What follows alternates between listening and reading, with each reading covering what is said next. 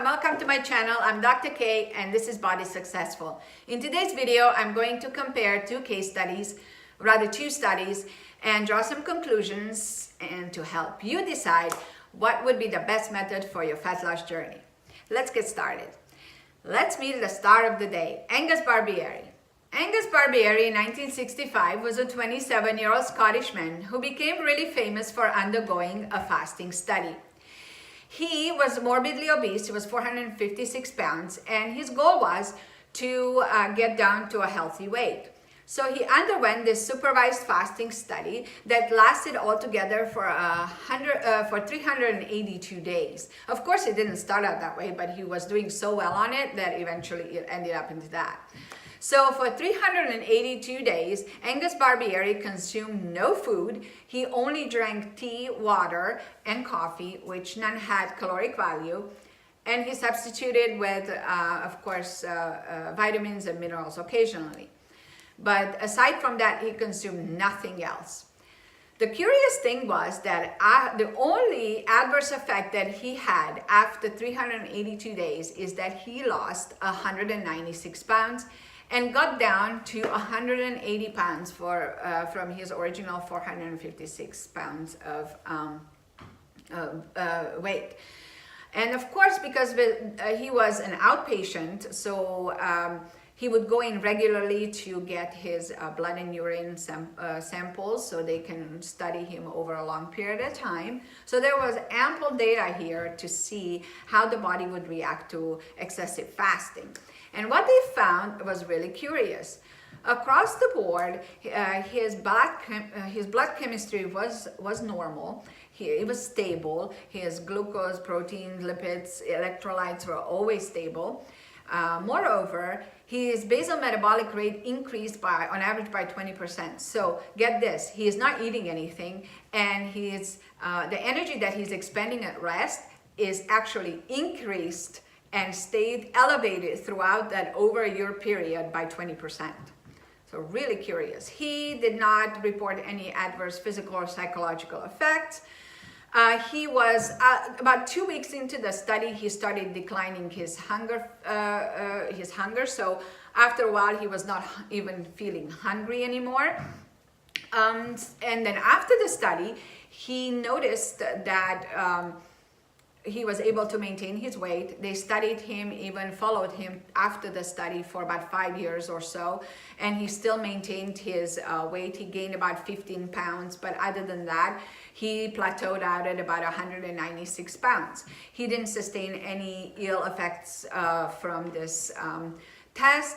He maintained a healthy relationship with food, and so all was well. And so let's compare this guy now to the following study. After the Second World War, because food was so scarce, the scientists decided they wanted to study the effects, the psychological and physical effects of long-term calorie restriction on men. So they took 36 healthy men, and they all lived together. They were supervised, especially during mealtime. And they starved them down over a 3-month period of time to a semi-starvation stage where they consumed minimal amount of calories. They maintained that caloric intake for 6 months.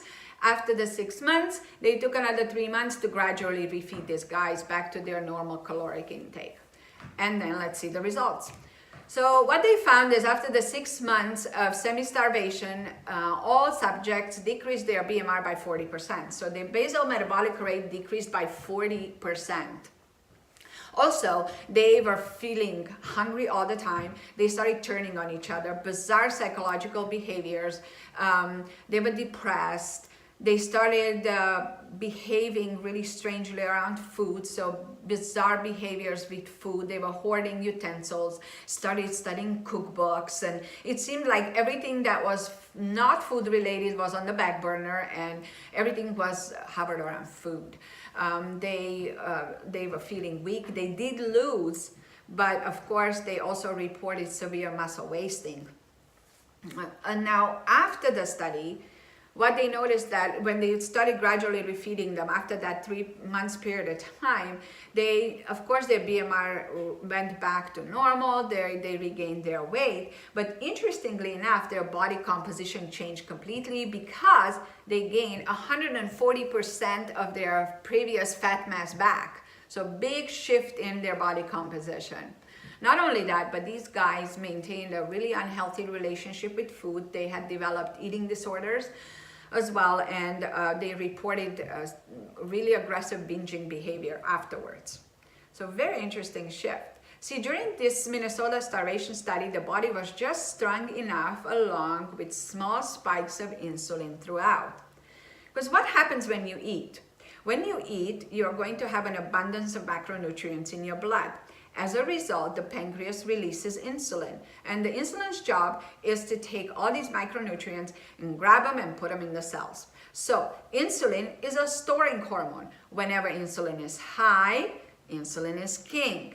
What that means is when insulin is high, it commands the body to store fat, and it shuts off all the fat burning processes. It cannot happen.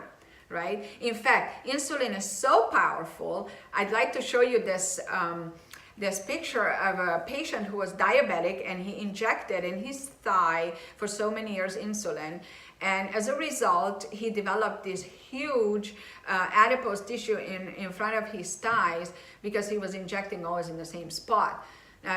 Also, you can see this lady injecting insulin into her arm, huge adipose mass developed there. So insulin is super powerful.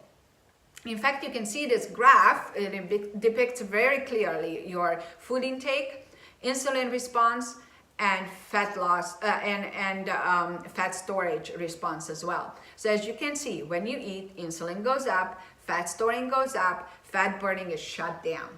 So that's exactly what happened in the Minnesota starvation study. Because they ate, even though they ate a lot less food, what they ate on a regular basis, so that was enough to spike insulin slightly, and they didn't have enough time between meals to go into that fat burning mode where they could actually access their fat, stored fat, and burn it. And this is the reason why they were so hungry. In comparison to Angus, who completely refrained from eating, there was no insulin spike, and as a result, he was accessing his fat stores the whole time, throughout a year period of time. And this is the reason why he stopped feeling hungry to that extent as in the Minnesota starvation study. So insulin is king. See, when you are in a fasting state, a lot of hormonal adaptations happen, which are really favorable for the body from a perspective of fat burning. For example, fasting is the #1 stimulus for depressing insulin. When insulin is not present, you are not going to have fat storing mode, you're going to be in a fat burning mode, period, right? Also, fasting is a powerful stimulator of releasing human growth hormone. Human growth hormone is extremely potent in burning fat.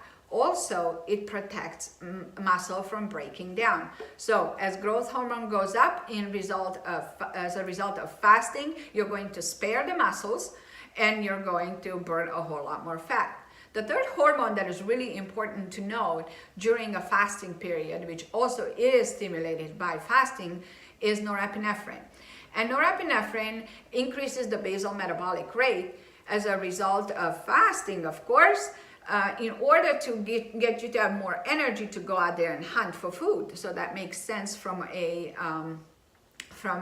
historical standpoint, right? When they were in a state of famine, they didn't have food, they had to go out and hunt. If they didn't have energy, that would have never happened. So norepinephrine goes up to increase basal metabolic rate, and that's exactly what happened in Angus's case, where we saw that his basal metabolic rate was elevated throughout the whole time. So even though I don't believe that anyone should embark on a Barbieri journey here, but it is very clear that fasting, there are different types of fasting that you can perform in order to induce this hormonal adaptation and reap the effects of that in terms of fat loss. So you see, the body is capable, is equipped with shifting between a state of starvation and a state of feeding. When the body is feeding, it's going to burn on glucose, and when the body is fasting, it's going to shift to a fat burning mode.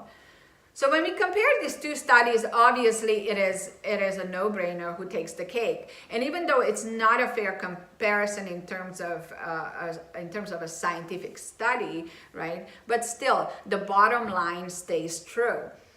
In the Minnesota starvation study, none of the results that we found should be favorable for anyone. Their basal metabolic rate went down.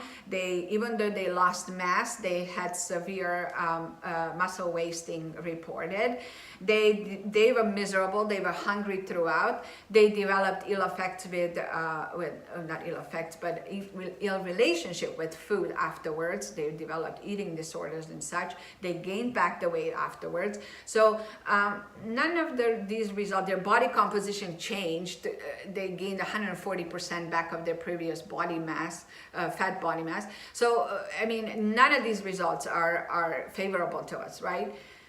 Contrary to Angus Barbieri's situation, where he was fasting and his BMR went up, he lost fat, his muscle mass was spared, he went through it with relative ease, right? He was not that hungry anymore after a while, and he maintained the fat loss afterwards. He did not develop any ill relationship with food, any psychological disturbances or anything like that.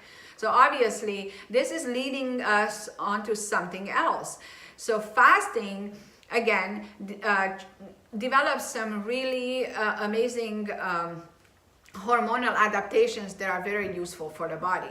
And there are many methods of fasting that you can go through that will give you that effect. I fast intermittently on a regular basis 4 or 5 times a week, and on the long run, it induces the same hormonal adaptation as in Barbieri's case. And of course, you have to think about this, and this is more conducive to how our bodies adapted to it. Because even though our food got modernized and we have food available to us at all times, our bodies have not evolved. Evolution has not passed enough time for our body to evolve to deal with that. We are in completely uncharted waters here. We don't know, our body is not capable of adapting to this constant grazing and food coming in at all times. So intermittent fasting is more congruent with what we were doing way back in caveman's age, right? So the point is, this actually leads me to the next video that I'm going to be talking about. I'll be talking about intermittent fasting in more detail. So like I said, I've been intermittent fasting. I fast for, I eat for 8 hours and 16 hours I fast. And I repeat, I do not cut my calories. I eat the same amount of calories, but I reduce the time window when I'm consuming these calories. I start eating at 8 a.m. and then I finish at 4, and then I refrain from eating until next morning. Now there's many variations of this that you could do that fit your lifestyle. Nevertheless, you can reap the effects of that hormonal adaptation in terms of fat loss either way. So please let me know what you thought of this content by commenting in the description box below. And please don't forget to subscribe so you don't miss new contents and new videos. And so until then, Dr. K signing out. Till next time.